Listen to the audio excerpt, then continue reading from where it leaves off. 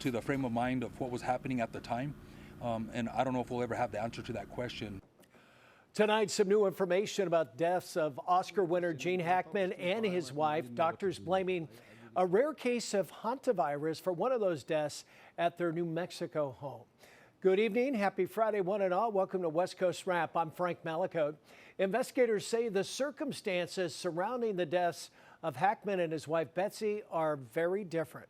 Today, they came forward with updates in the case. They say a combination of heart disease complicated by Alzheimer's claimed Hackman's life at their Santa Fe, New Mexico home.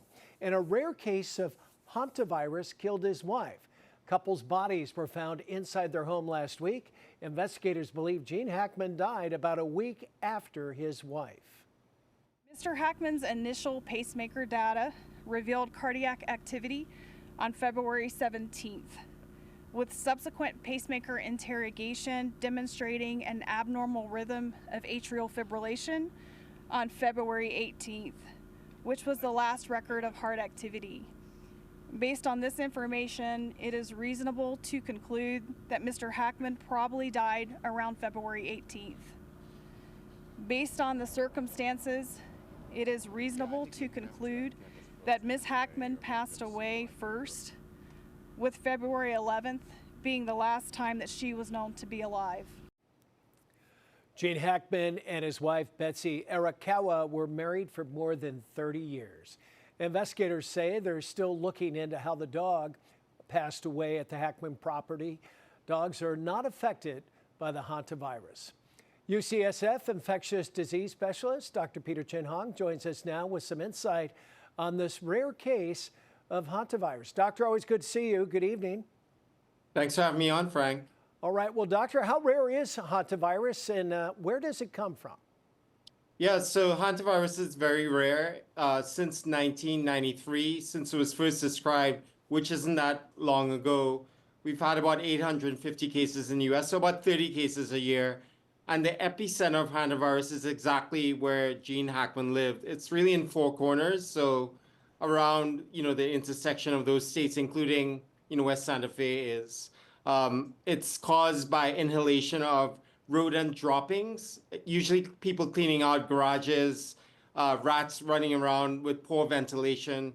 And if those droppings contain the virus, 2 to 3 weeks after you inhale it, you can get very sick.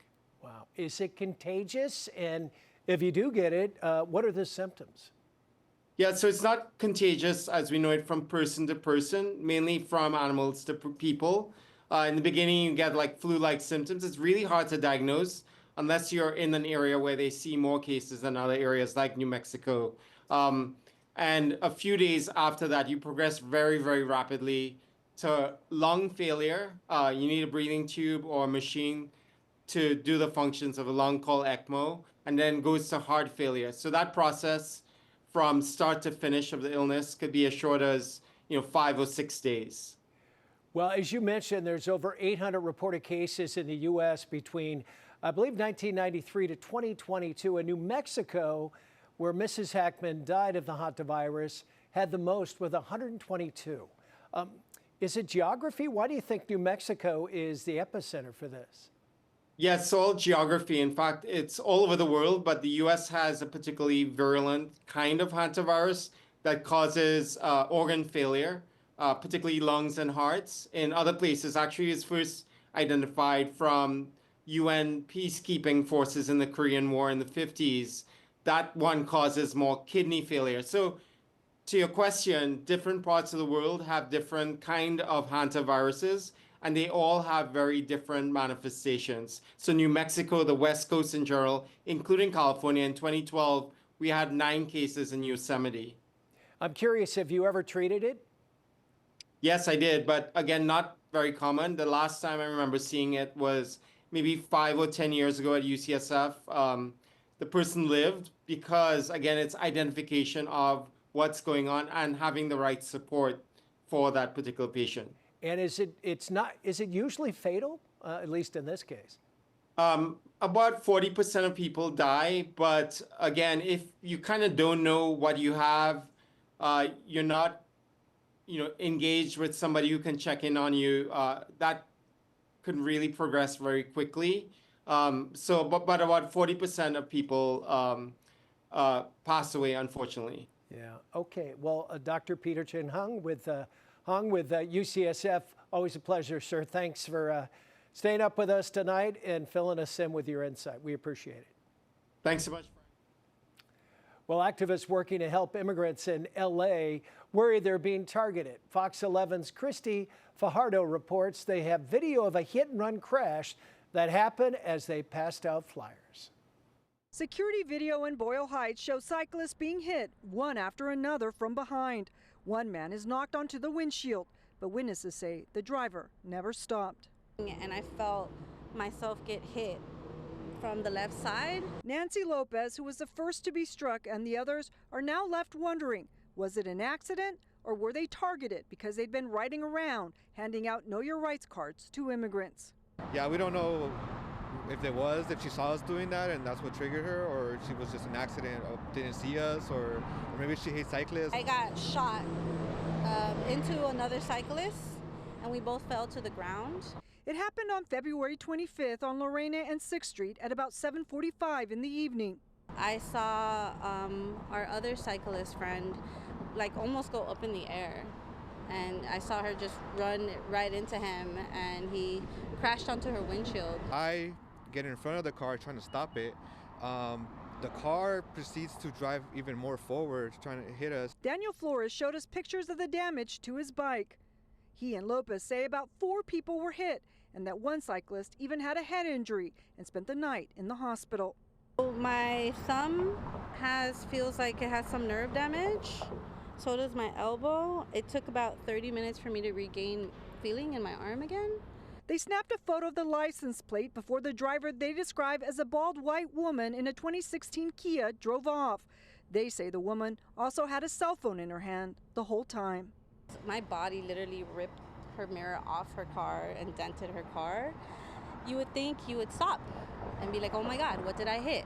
If she was distracted, but she went right back out and then she plowed full speed again right into another cyclist. And that was Fox 11's Christy Fajardo reporting. LAPD has no update on the case today. Wall Street wrapping up a roller coaster week as investors react to President Donald Trump's tariff policies. The markets ended with some gains, though, after remarks by the Federal Reserve Chair Jerome Powell today. Powell said despite some uncertainty in the markets, the U.S. economy is in, quote, good place with a solid labor market.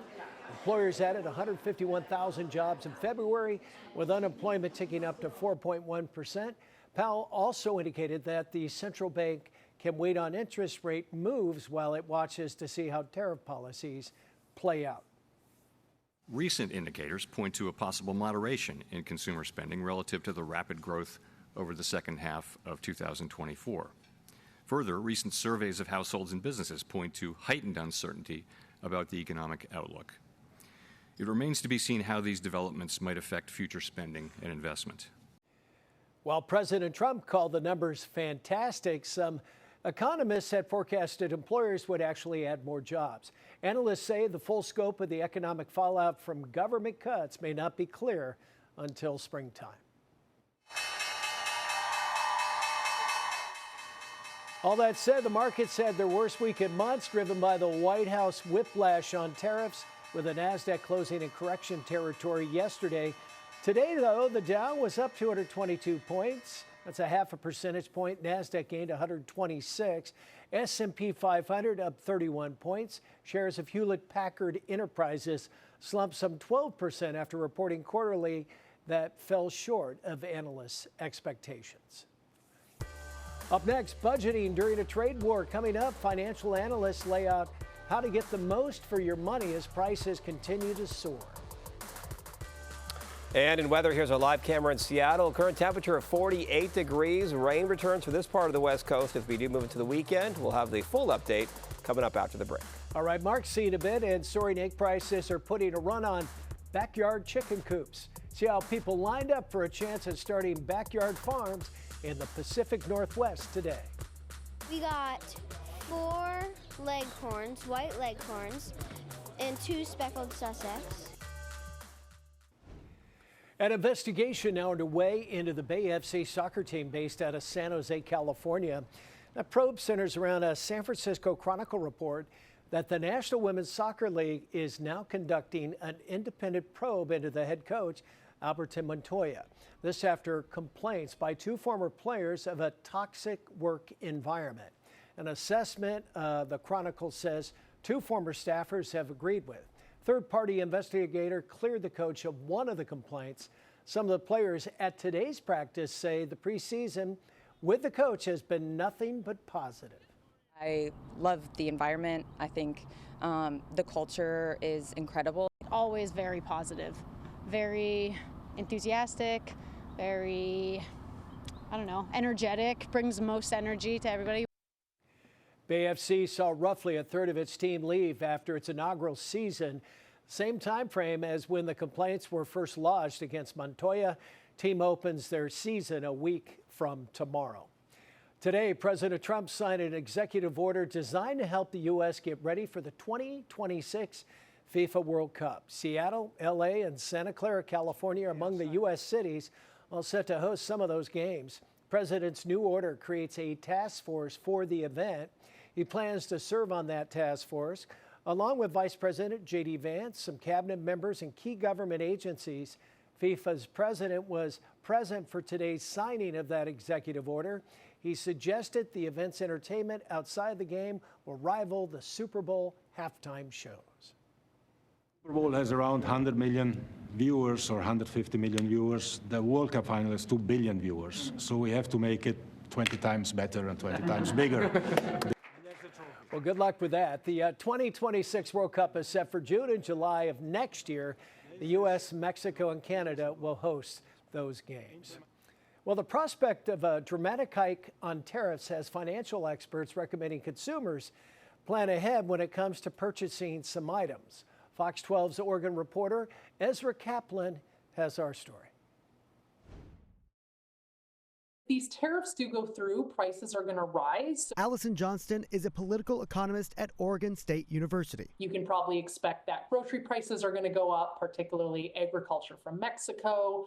Prices of electronics that come from China are going to go up. Lumber prices are going to go up, and consequently housing prices and construction costs are going to go up. And when it comes to getting ready for those price hikes, she says focus on durable goods and big ticket items. So, if you've got a washer or dryer or refrigerator that can last for maybe another 5 years, hold on to it, right? Don't get a new one. But if you have one that's going to kick out at maybe within a year or a couple months, you might want to think about buying a new one right now. I also asked Meredith Bureau, a manager at On Point Community Credit Union. And so is that different than kind of maybe what sets this kind of moment or this time apart from what we might normally be thinking about in terms of just good financial hygiene? Yeah, there's really not a lot. I mean, it is so important to always know where your money's at. That being said, there are things that people can do to set themselves up for success. Look into a high yield savings account. To put your money somewhere that is liquid, but also earning a great return so that you do have that extra cash flow that's available to you. And she has some advice specifically for homeowners. We do see one benefit is that the housing values are up pretty high right now. And a lot of people don't realize how much equity they have in their homes. So pursuing something like a home equity line of credit is great because then you have those emergency funds. And if you're still confused, she says come in and ask your questions. Can't really talk to what they would do with the stock market, things like that. But just, talking to a banker, talking to a professional. If you're worried, if you're nervous about what's going on with your finances, there's professionals out there. And that was Ezra Kaplan reporting. Some experts also suggest if you're in the market to buy a new car, to do it right now, as the tariffs could cause car prices to go up. On to weather now. Storms crossing Arizona come with a mix of rain and snow. Conditions have deteriorated enough in the Phoenix area to delay hundreds of flights out of Sky Harbor International Airport. Travelers are being advised to check with their airlines for updates. In Flagstaff, a lot of snow has fallen. Let's bring in KTVU meteorologist Mark Tamayo, who's tracking a stormy start to the weekend on this Friday night here on the West Coast. Mark, take it away. Hi there, Frank. Yeah, we are tracking some rain and some snow for portions of Arizona. You can see a pretty active radar for today. The rain in the Phoenix area and some snow closer to Flagstaff. In fact, here is one of the snow reports here, one of the storm reports showing you about 13 inches of some snowfall. So that's quite a bit of accumulated snow over the past 24 hours. This was Phoenix today, showing you those rain clouds out there. Temperature of 62 degrees. In the San Francisco Bay Area, looking out toward Alcatraz in the Bay, you can see lots of sunshine today, 63. And then up in Seattle, some clouds overhead. Temperatures on the cooler side, mainly in the lower 50s. Showing you this as we check out the satellite, you can see some clouds moving into the Pacific Northwest. In fact, that's the next key change here. Some rain approaching Seattle for tomorrow. Current numbers out there updated for this hour. We have Phoenix 51, Reno checking in 40 degrees. It's going to be a nice day, a nice forecast if you're actually heading to the Sierra Nevada this weekend. And then up in Seattle, it's currently 47. So rainfall likely in the Seattle area for tomorrow, but lots of sunshine for a good portion of the west for San Francisco, Los Angeles, Phoenix, and also out toward the Denver area. In terms of the rainfall progression, though, you can see the main focus will be up in the Pacific Northwest this weekend, up in Seattle here, but we have dry conditions for California, dry conditions out toward Arizona and also out toward the Rockies as well. Eventually, though, we could be tracking some rain into early next week, and that rain band could be approaching central and southern California as early as Monday, and then possibly another system behind the system that could be a bit more powerful by maybe Tuesday night and into Wednesday.